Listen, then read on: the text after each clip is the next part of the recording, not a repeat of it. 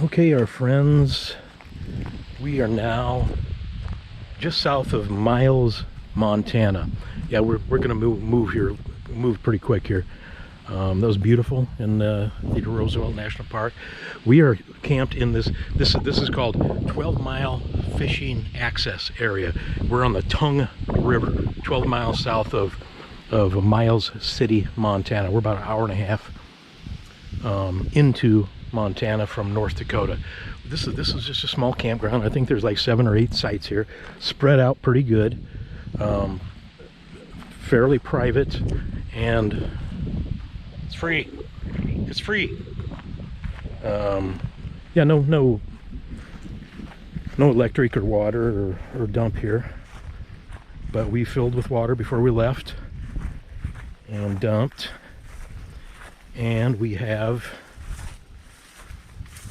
the Predator, the generator. So we are fine. We are fine for power and air conditioning, and we did 4 days in North Dakota. Yep. 4 nights. Yep. We explored Madura and Theodore Roosevelt National Park. Yes. So what's it time for? It's time for the sticker ceremony. The sticker ceremony. Dun dun dun dun. All right, here we go. This is our 5th state this summer. Something like that, yeah. Yeah, 1, 2, 3, 4. Yep, number 5. Yeah. Okay, drum roll, please.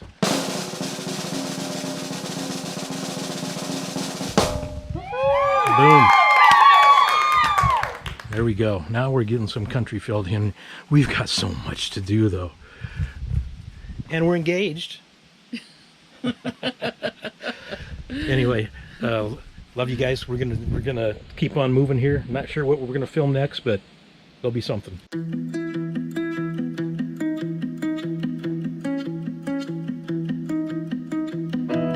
My apartment is a mess. There's no room for happiness. Okay, you guys, the biting flies have been so bad.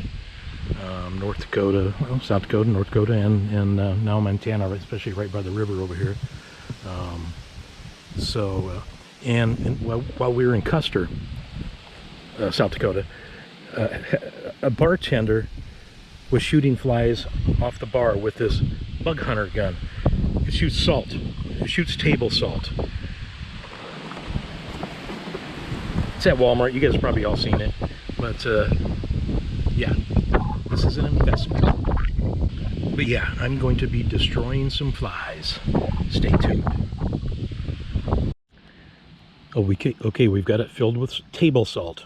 You're not supposed to put anything coarser in, just regular fine table salt. This has got it's a double barrel. It's kind of hard to film, but to fire it, full back, just like a shotgun. And then this safety needs to be turned down. Now to fire one barrel, you pull the trigger back halfway and it'll fire one barrel. You pull it all the way back, it fires both barrels.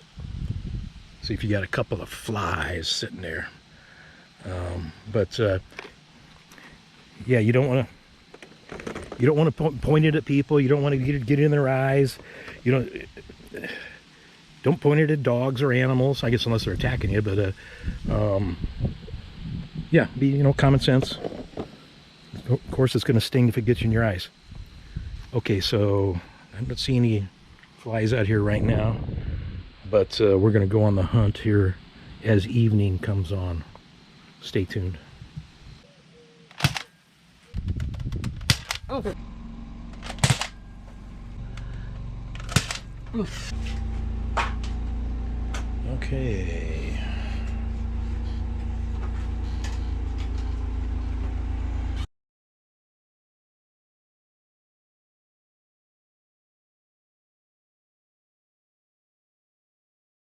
Okay, you guys, we moved again. We just cannot get away from the heat.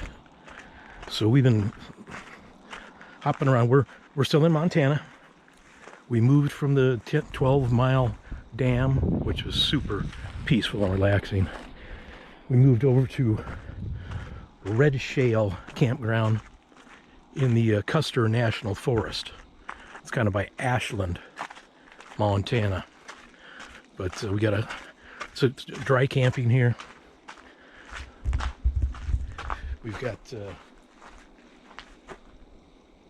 today we pretty much have the campground to ourselves. I think there's 2 loops here. It's free camping. We gotta watch our budget, you know. But there's a Class C over in the other loop, which is closer to the highway, which that highway gets pretty noisy. This Highway 212, it goes over into Belle Fourche, South Dakota, and then Sturgis is just right, within a half hour of that. So yeah, it's Sturgis starting actually tomorrow. Yeah. Here's our view. Spectacular view. Best view from the campsite here in this campground. See for miles. That doesn't look like a very genuine smile. It's not. What's going on? It's a hot smile. Hot and cranky. What's going on? It's too hot. Why? I mean, why? It's 104 degrees out today. It's Is ridiculous. your generator not working? No, not that I know of. Yeah, our generator's been acting up.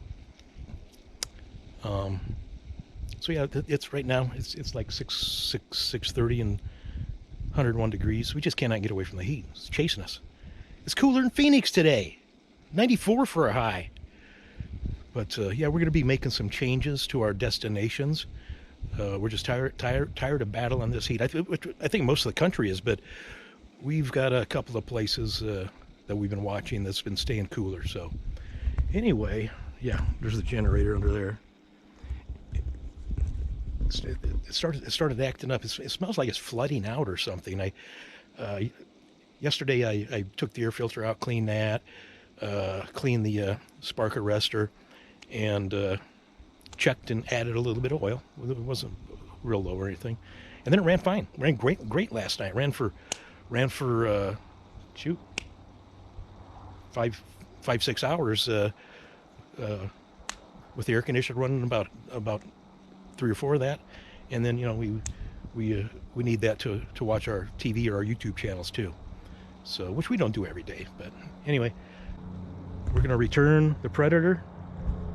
It's been good for us for 1.5 years. We've worked it hard, but there's a Harbor Freight in Gillette, Wyoming. We bought a 2-year warranty on it, so we're gonna go swap that generator out.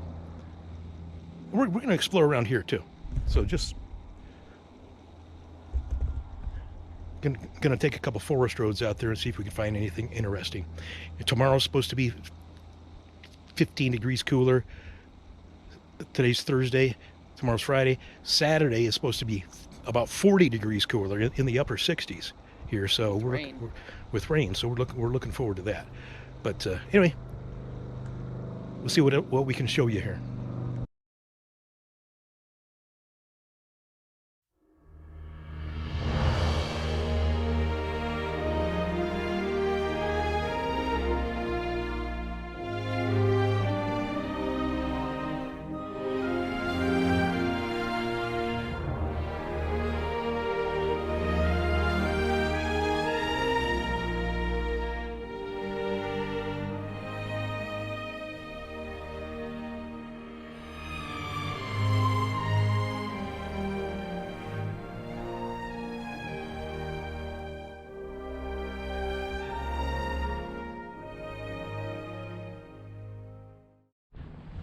Okay, you guys, as you saw, we're at the Battle of the Little Bighorn Battlefield National Monument here near Hardin, Montana. This is a national cemetery, part of it. Last Stand Cemetery. So this is all. This is everyone that was killed. All that took at part. The Last Stand. Let's go. On this hill. We're going to show you. We're going to take you on the path here too. They've got burial sites or markers where all the dead were actually laying. This is the Custers battlefield right up here. Custers' last stand.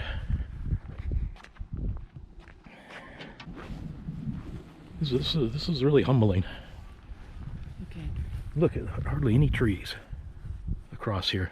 And You see this, the Indians, imagine the Indians just coming up over the hill and just, I mean, they had no idea. There was, what, a couple thousand Indians and only 260. several thousand. Several thousand, yeah, and only 260 Americans, cavalry, and several thousand Indians. And you had no idea. They had no idea. And all of a sudden others coming over in waves. And the Indian encampments were down here. Several different tribes. Let's look here. Go ahead and go. I'm just going to look at this real quick to get a feel for what I'm looking at.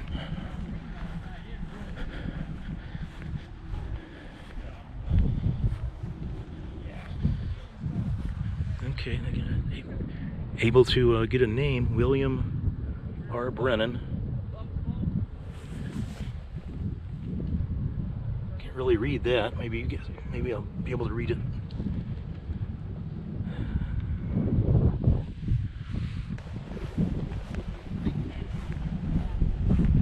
Wow, you can see for miles. There's nowhere to hide. There's nowhere to hide. Just grass, a few trees scattered here and there. These are the remains of 25 different cemeteries across the country, from the Indian Wars, the Spanish-American War, World War I, II, Korean War, and the Vietnam War. It got full in 1978, so there was still laying people to rest here, or moving people remains here until 1978, and up until then, veterans families could reserve spots for their veteran loved ones. Okay, yeah, we're in the visitor center now. I'm sorry, and folks, we're have to ask you to wear a mask inside here, please, How come? because of the rules. The Park Service said have issued an order that every guest has to wear a mask. Ridiculous. It's not ridiculous.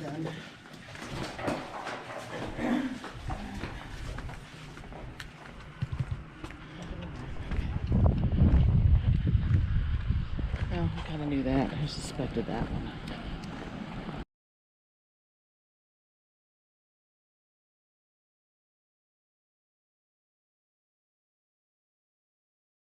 Okay, we came out on the Battleground, which is huge here. Yeah, there's the cemetery. There's the visitor center over there. Yeah, which you just saw. We weren't going to wear a mask, but all these tombstones scattered around where a man fell. A dog in there barking at us. Yeah, this is amazing.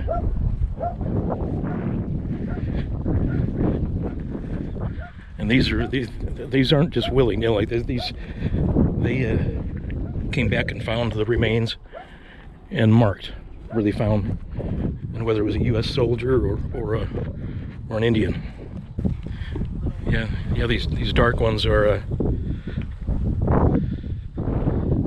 the Indians. This was Viho Inofahihi, lame white man, which we learned over at the visitor center means he got his name from making white men lame.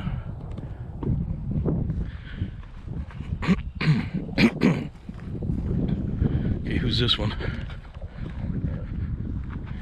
Noisy walking. Another warrior. Noisy walking, another Cheyenne warrior.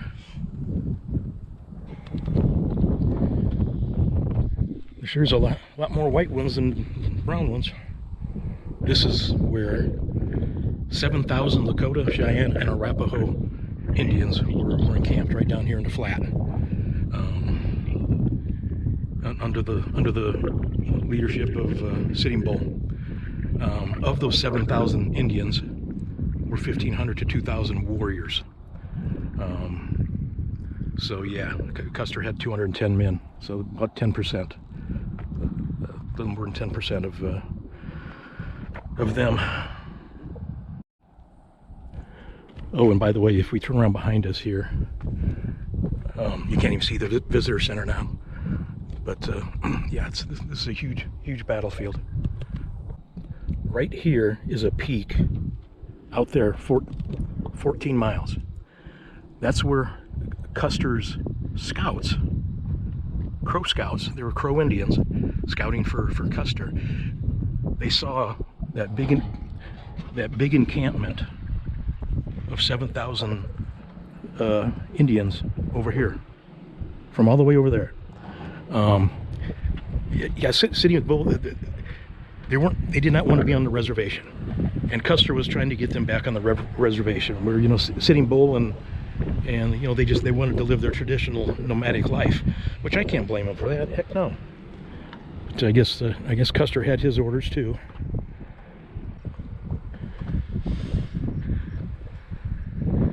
He was vastly outnumbered, just like all the U.S. soldiers were. So Reno winds up and retreats back into this timber here from over there. That's Reno. And there's Lieutenant George Wallace. Low Dog.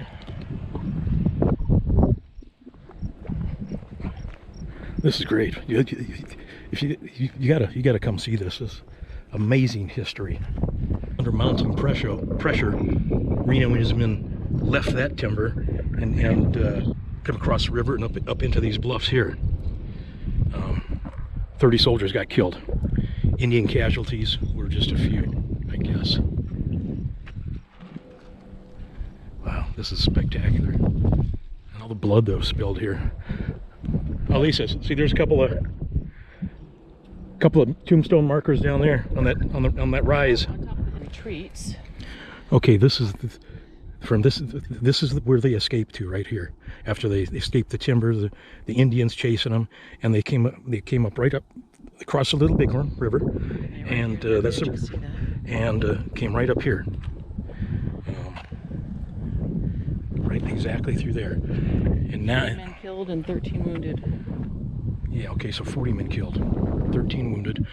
The Indians didn't hardly have any casualties, but they came up here and held them off in this area here. The Indians sat down here for 24 hours and decided to give up attacking Reno's men. So apparently then they set up a little field hospital out here, and there's a little burial ground over here. It takes 45 minutes to walk around this thing. Okay, here's a little kind of diagram of what we just explained to you. We're right here. There's the monument.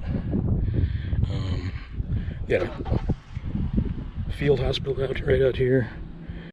Okay, this is Sharpshooter Ridge, right here. We just came from Reno, where Reno retreated and then held his ground right over there. Now, this ridge right here was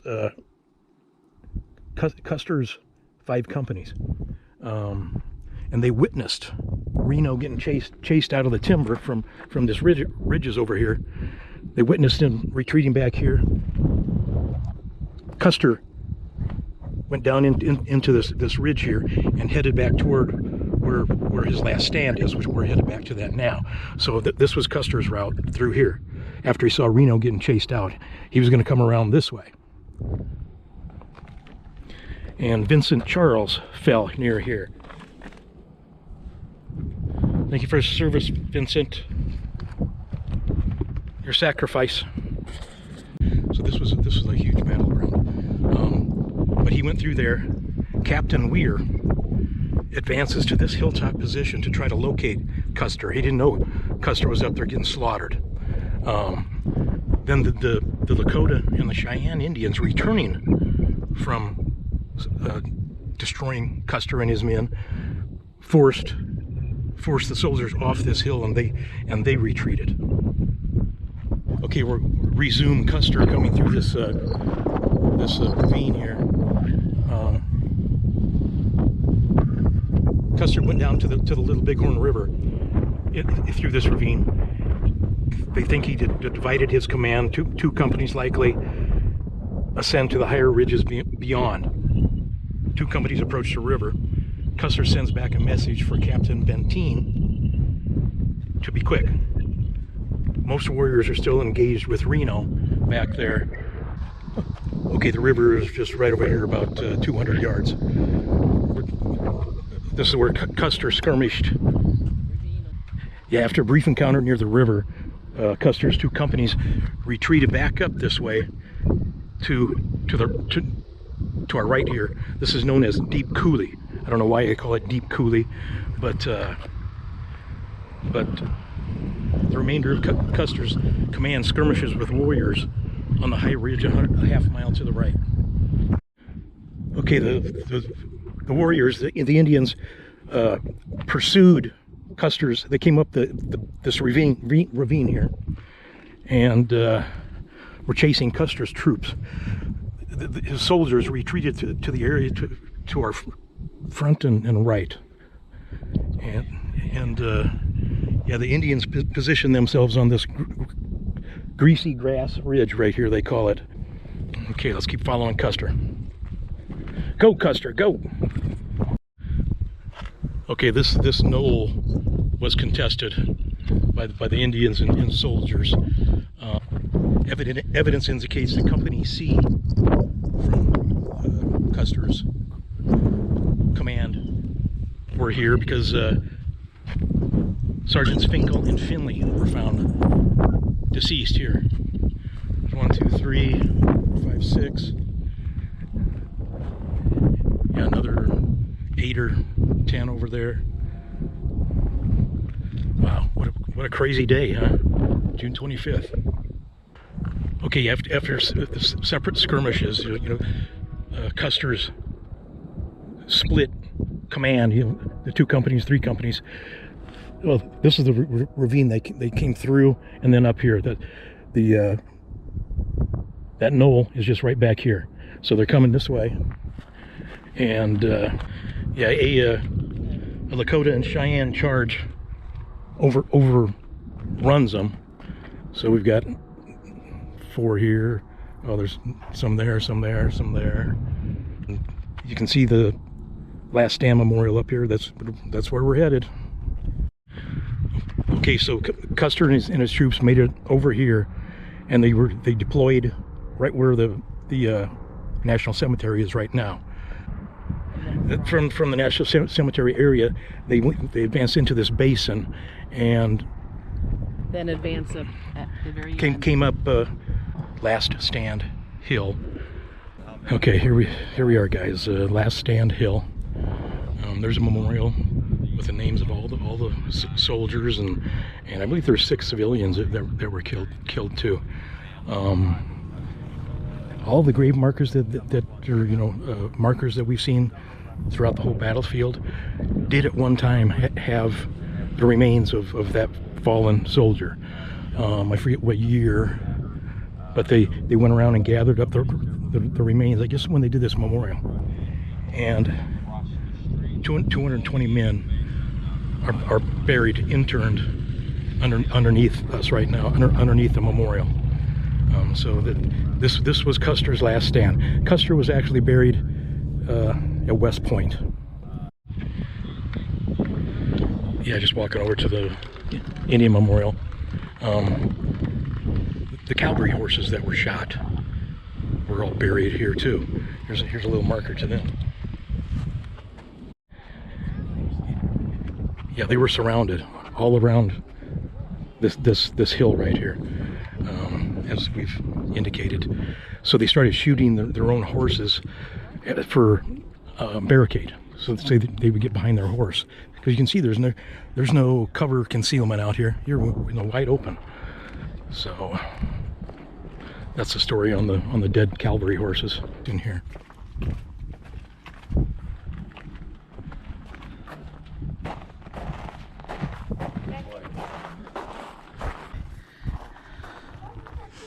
Okay, so I know many years later, they finally built this memorial in honor of the Indians that were involved with the Battle of Little Bighorn.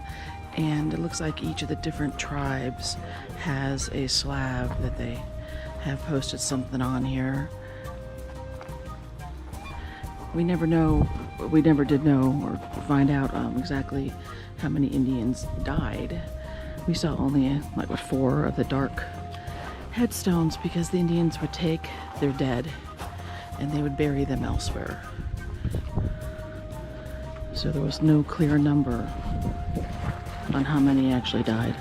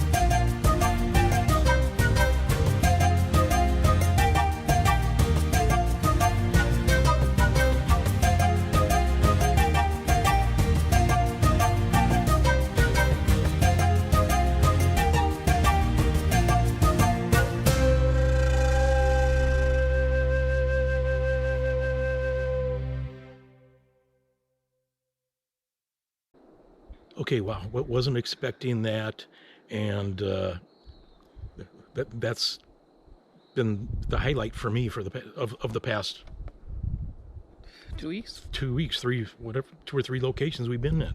Yeah, it was pretty amazing. I had no idea what to expect, and I guess it just wasn't that. It was so much more than I ever imagined. You hear about the battle, you read about it in history, but to actually walk the grounds, walk the area, see the tombstones, read the history, that just was amazing. I had no idea that they would have the site where a man fell, or a man was killed, or where a man died. I had no idea they would have those marked. It really brought it back to life. And the battlefield was huge, but started 5 miles away before it finally ended there at Last Stand Hill. About 2 miles wide, you think? Probably something like that, yeah. And 5 long. Yeah. Yeah. It was well done. It was well done. The driving along, the stops that you can read, the history of it. It was, yeah, it's been definitely on the top of some of the stuff that we've seen. Yeah, yeah. I want to watch a Custer movie, a Last Stand movie now, just see. But I probably wouldn't do it justice. No. But anyway, we're moving on from Montana. We have decided to change plans here a little bit. We are chasing cooler weather in this country, so come along with us. We're tired of the heat. Love you guys. Hit that notification bell. If you want to support this channel, hit that like button, comment, and share it with like-minded people. We got to get this channel growing. So anyway, love you guys. we'll see you on our next adventure. See you in a few days. Bye. Bye.